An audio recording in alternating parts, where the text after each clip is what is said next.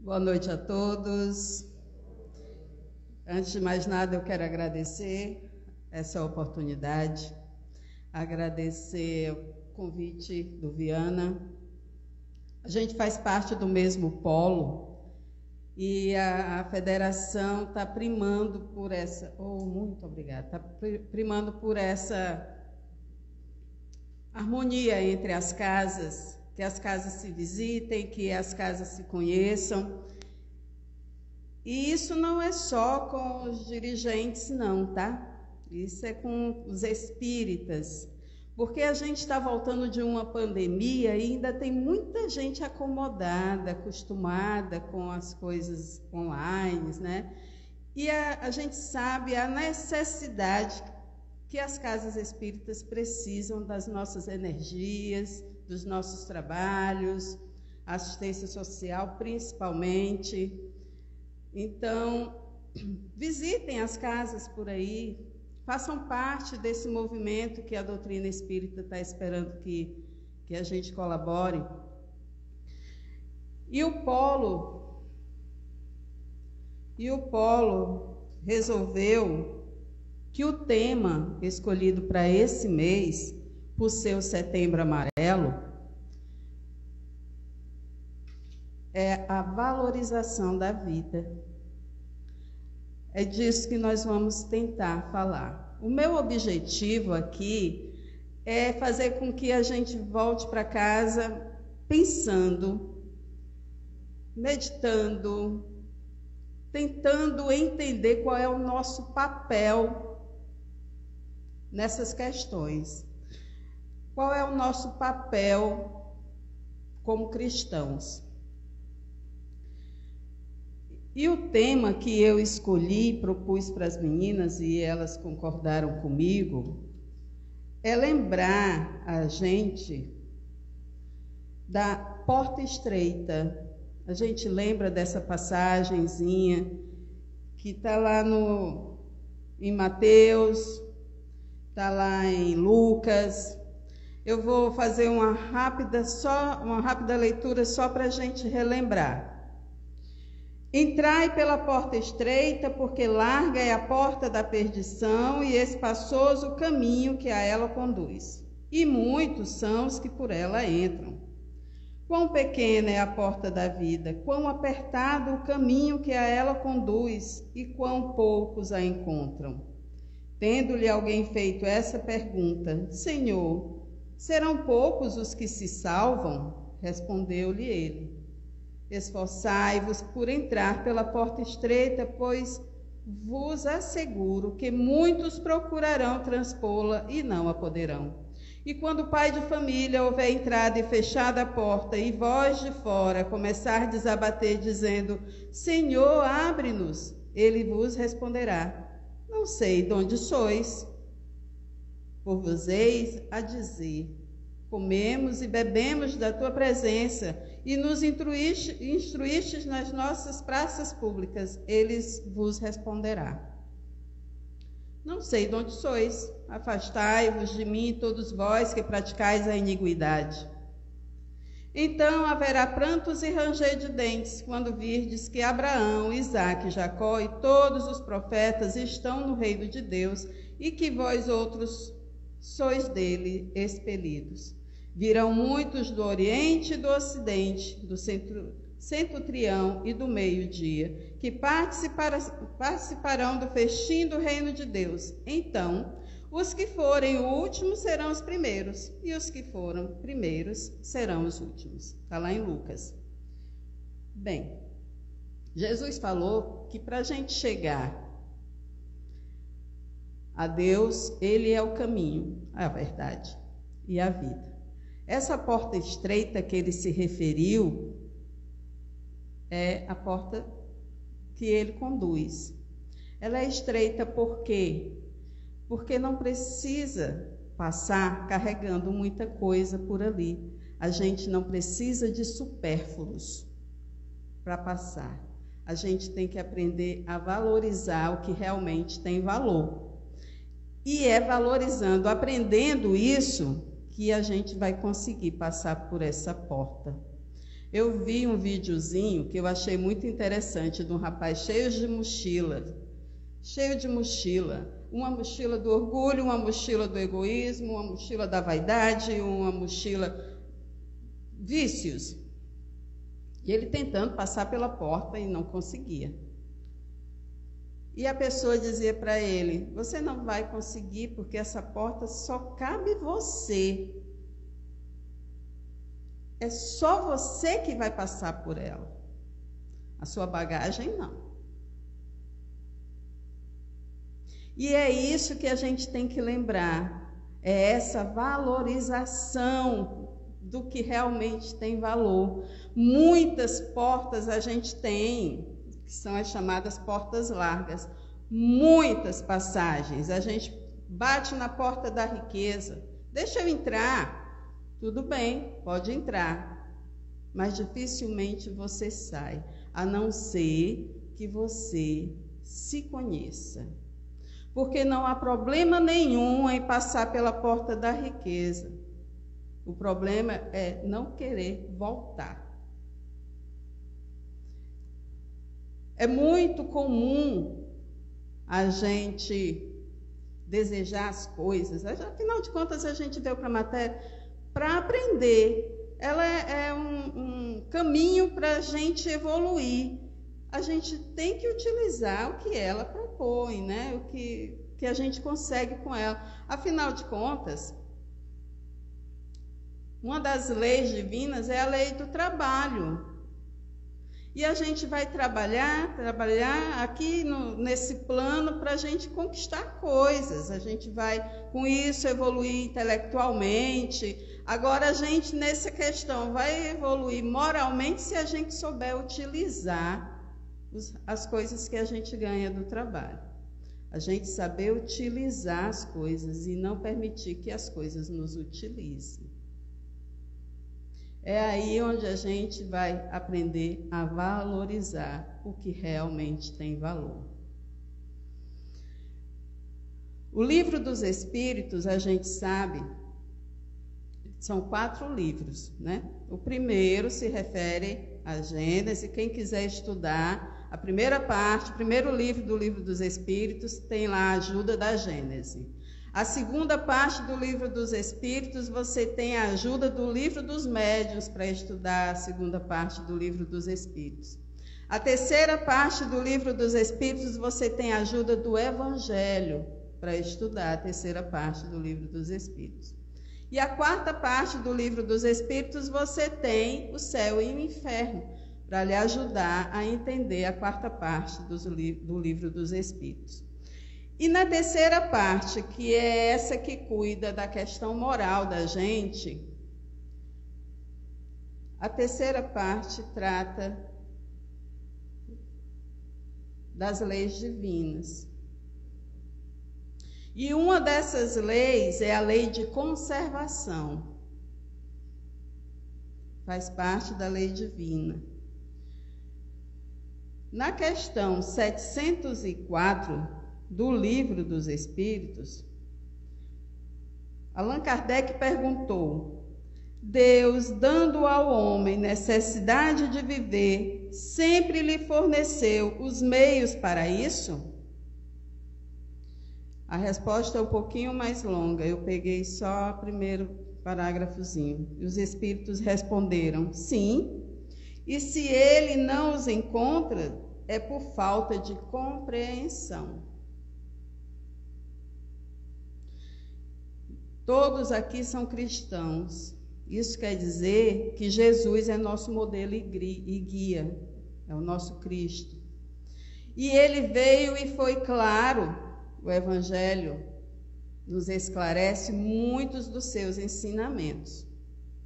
E o que eu considero o conselho melhor para a gente é aquele que diz assim: faça ao próximo aquilo que você gostaria que lhe fizesse. Se a gente conseguir manter isso como foco, como meta, nos ajuda muito.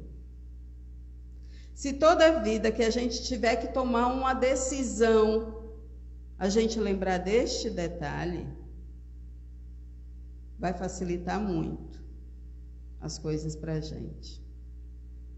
Todos os ensinamentos que Jesus trouxe foi para facilitar a nossa passagem pela porta estreita. Eu vou contar uma historinha, eu gosto muito de pequenos contos. Certa vez havia um buraco e nele caiu um sapo, um sapinho. E ao redor, e o buraco era grande para o tamanho dele, e ao redor os outros sapos ficaram em cima lamentando. Ah, não tem como subir. E o sapinho começou a pular. E o outro sapo falava, desiste, tu não vai conseguir, é muito para ti. E ele, quanto mais falava, mais ele pulava. E os sapos cercavam da beirada e botavam a cabeça, para com isso, tu vai só se cansar, desiste, é muito alto para ti. E o sapinho mais pulava, mais pulava. Você está ficando louco se acha que vai sair daí. É muita dificuldade para você, pode parar, desiste.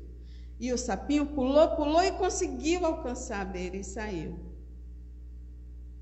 Mas vocês sabem por que que ele conseguiu? Porque ele era surdo. Ele não ouvia o que os outros estavam falando. Ele interpretou como se eles estivessem incentivando. Ele interpretou aquelas coisas como um incentivo para ele conseguir. Esse é um detalhe que a gente geralmente não para pensar, né? Quando as pessoas nos incentivam a fazer algo, o único trabalho que a gente tem que ter é: esse algo é importante só para mim? Porque Emmanuel falou que as grandes dificuldades, as maiores pragas da humanidade é o orgulho e o egoísmo. Se as coisas que você vai fazer, se as coisas que você pretende fazer só vai beneficiar você, repensa. Repensa. Porque, afinal de contas, outra lei divina é a lei de sociedade. A gente está aqui para amparar, incentivar, ajudar o outro. E se eu faço só aquilo que me dá prazer, isso vai me cansar, isso vai me entristecer, porque eu estou indo de encontro à lei divina. Toda vida que a gente vai de encontro à lei divina, a consciência da gente pesa. É aí quando a gente começa a sofrer, não sabe por quê. Não sei por que que eu estou assim, não sei por que que eu estou triste, não sei por que que eu estou sobrecarregada, eu não sei.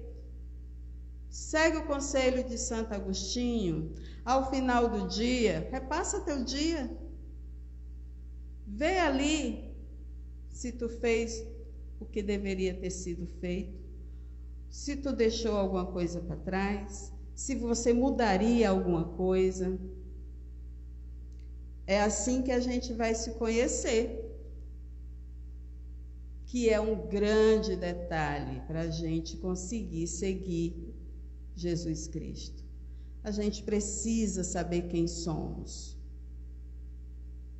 Se a gente não se conhece, qualquer pessoa que chega e fala alguma coisa de encontro ao que a gente pensa, vai balançar a nossa estrutura. Se a gente não se conhece, a gente não sabe do que é capaz. E a gente continua dependendo da opinião dos outros. Se a gente não se conhece, a gente não busca evoluir. Porque a gente acha que já está no suficiente. A gente chegou com data marcada, mas a gente não sabe a data do retorno. Todos os dias é um início.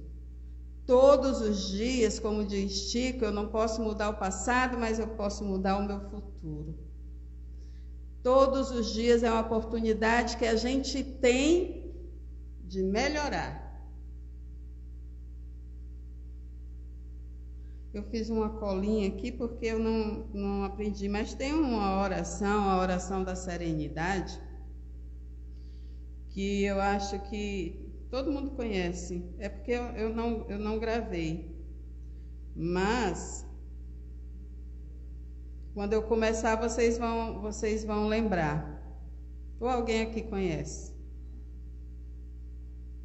Oração da serenidade. A tecnologia às vezes atrapalha.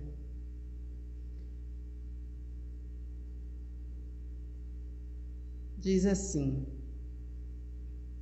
Deus, concedei-me a serenidade para aceitar as coisas que eu não posso modificar, coragem para modificar aquelas que eu posso e sabedoria para perceber a diferença. Às vezes a gente sofre porque a gente insiste em mudar os outros. Ninguém muda ninguém. A transformação é de cada um. A transformação é individual. Você pode ajudar. Você pode dar uma colaborada. Mas ninguém muda ninguém. Ninguém. A gente só se transforma por atitudes que nós tomarmos, por decisões que nós tomarmos. Não é porque fulano está falando, cicrano está dizendo, não é. Vamos parar e pensar, por que a gente tem o costume de estar sempre culpando o outro de erros que a gente cometeu? Ah, eu passei no buraco porque o motoqueiro passou na minha frente. Não, passou no buraco porque você não esqueceu que tinha um freio ali. Tudo que a gente faz, a gente põe culpa no outro.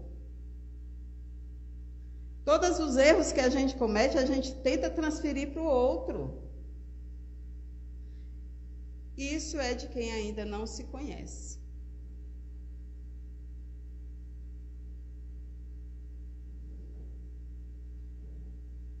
Quem é que acha que já se conhece? Quem é que acha que sabe tomar decisões na hora que precisam ser tomadas? Tem uma história que eu ouvi de Anete Guimarães que eu achei muito interessante. Diz que vinha um trem desgovernado e no trilho daquele lado tinha 4 homens trabalhando. E no trilho deste lado tinha um homem trabalhando. E o trem vinha desgovernado e vinha na direção dos 4 homens. O trem iria pegar os 4. E você vem chegando. E tem uma manivela ali na frente, que se você puxar a manivela, o trem vai mudar o percurso e vai pegar apenas um homem. O que é que você faz? Você está chegando naquela hora e está vendo essa situação, um trem vindo desgovernado, vai pegar 4 homens. Se você puxar a manivela, ele vai pegar só um. O que é que você faz? Quem aqui puxa a manivela, por favor, levanta a mão.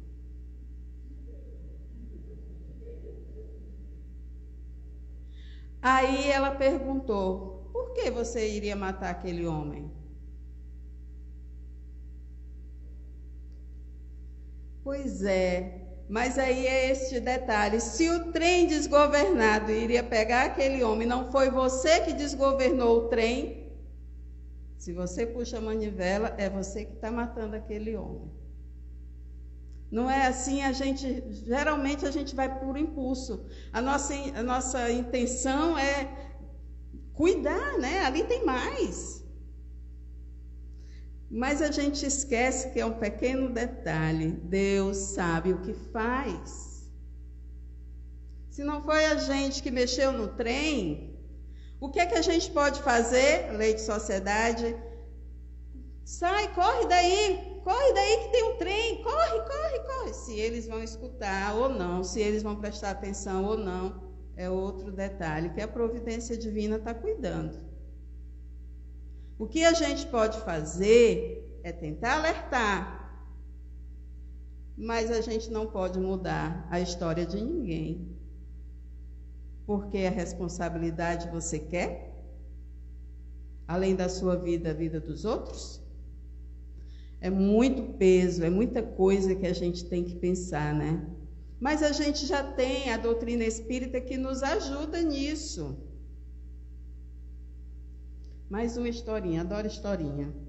Tinha um avião, uma senhora entrou no avião e tinha uma menininha sentadinha ali, com o seu caderninho de colorir.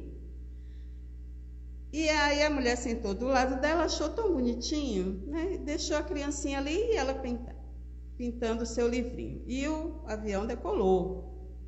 Passado um pouquinho de tempo, pegou uma turbulência. E o avião sacolejava e a mulher começou a entrar em pânico e olhava para a criança e a criança colorindo o livrinho dela. E a mulher desesperada, meu Deus, o avião! Ai, eu vou morrer. E olhava para a criança e a criança pintando o livrinho dela. Quando acalmou tudo, a mulher não se conformou. Olhou para ela e perguntou, você não teve medo? Não. Você não achou que o avião fosse cair? Não. Por que você não teve medo? O que te dá toda essa certeza? Aí ela disse, é porque o meu pai é o piloto. A gente esquece, né? Que o nosso pai é o piloto. A gente não lembra deste pequeno detalhe. E o que foi que Jesus disse que Deus quer que a gente faça?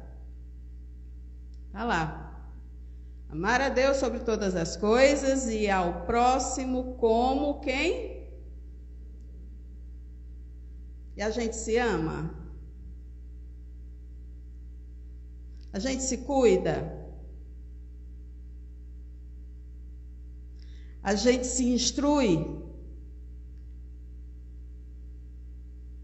A gente pelo menos para pensar, o que é que eu estou fazendo? No final do dia, Santo Agostinho, aquele conselho maravilhoso, no final do dia, vamos ver o que foi que a gente fez. O que é que eu tenho que melhorar ainda em mim? Que é que eu descobri que já melhorei? O automático já funciona de forma correta? Pelo menos isso a gente poderia tentar fazer, se conhecer. E esse é um excelente exercício. Vamos avaliar o nosso dia, todo final de dia. Se a gente conseguir prestar atenção nesses detalhes, a gente vai conseguir prestar atenção se a doutrina espírita está nos ensinando alguma coisa. Divaldo, na Casa do Caminho, lá tinha uma trabalhadora, não vou lembrar o nome dela não, mas era muito antiga na casa. E ela ia todos os dias e fazia parte de todos os trabalhos da casa. Ela fazia questão de estar envolvida em todos os trabalhos da casa. Todos. Passava praticamente o dia inteiro na Casa do Caminho. Ia todos os dias. Ela era conhecida lá. Todo trabalho que houvesse, ela estava lá.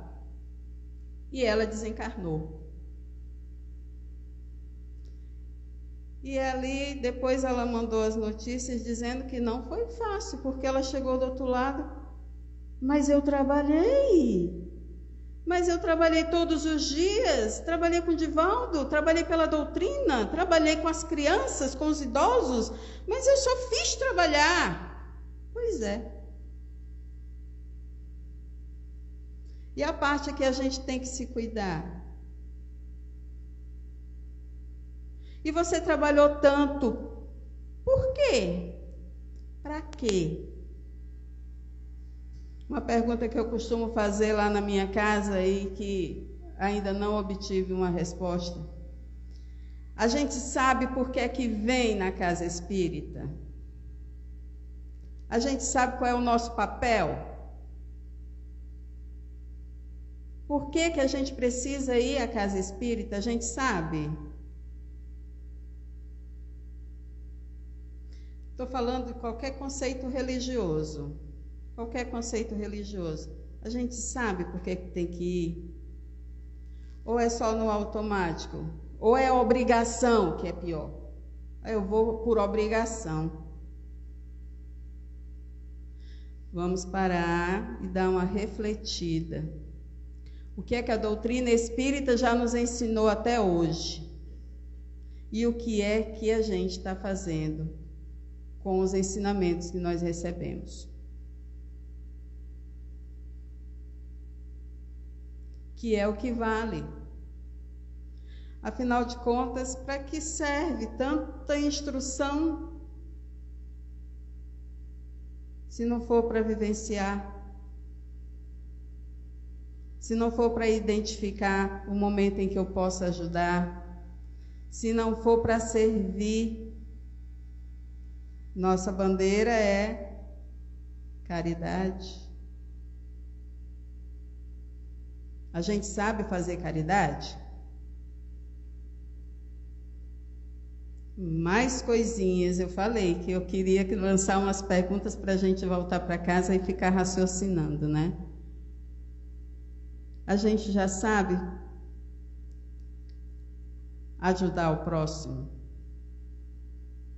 Ou a gente ajuda dependendo de quem for, dependendo da roupa dele, dependendo do local, dependendo da hora? A gente ainda tem umas dependências, né? Pois é. A questão da gente valorizar a vida é um desses pontos, gente. A valorização da vida, o Setembro Amarelo. Vamos prestar atenção, quem está ao nosso redor. Vamos ver se a gente consegue identificar quem precisa da nossa ajuda. Vamos pedir ajuda, se for o caso. Porque às vezes o nosso orgulho não deixa a gente pedir ajuda. Mas é lei de sociedade, é uma lei divina. Preste atenção que tem alguém que pode te ceder um ombro. Você vai pensar na pessoa e ela vem à tua mente. Vai lá, bota o orgulho de lado. Afinal de contas, são as duas pragas que a gente tem que se livrar: orgulho e egoísmo. A pessoa liga, eu estou precisando conversar. Mas hoje não dá, hoje eu tenho uma festa para ir. Não, eu estou com uma viagem marcada. Olha lá o egoísmo. Não estou dizendo que a gente tem que viver sempre em função do outro, não é isso que eu estou dizendo. Mas identificar o momento em que a gente pode servir. Prestar atenção nos detalhes. Olha para um colega de trabalho e parece que ele não está. Chega junto no momento e pergunta: eu posso te ajudar em alguma coisa? Estou vendo que teu astral aí não está legal hoje. Tu está com energia. Vamos conversar um pouquinho? Ai, tu não pode ajudar. Encaminha. Aqui tem atendimento fraterno. Encaminha para a federação, encaminha para onde vocês... Encaminha, vai junto, leva. Vamos ajudar, vamos valorizar a nossa vida e a vida do nosso irmão. Olha a campanha linda, amigo doador. Você valorizar a vida do nosso irmão. Para isso que a gente está aqui, gente. Porque a gente só vai aprender um com o outro. Sozinho a gente não aprende nada. Como é que exercita? É um com o outro. A paz do mundo começa em mim. Vamos espalhar. Eu espero, de coração, eu não sei quanto tempo. Pois é, eu vou preferir ouvir música. Eu espero ter colocado umas pulguinhas. E uma coisinha que eu queria que vocês lembrassem, porque está me ajudando muito. Final do dia, se avaliem. Vejam o que foi que vocês fizeram durante o dia, a oportunidade que a gente perdeu de ajudar, a oportunidade que a gente conseguiu utilizar para ajudar. O que é que eu posso melhorar? Amanhã, se eu passar por essa situação, eu vou tentar fazer isso. No outro dia, mas eu não consegui, mas amanhã eu consigo. Como diz uma prece que uma irmã sempre gosta de fazer, que eu seja hoje melhor que ontem e amanhã melhor que hoje. É isso que eu espero para todos nós. Muito obrigado pela paciência de me ouvir. Muito obrigado pelo convite.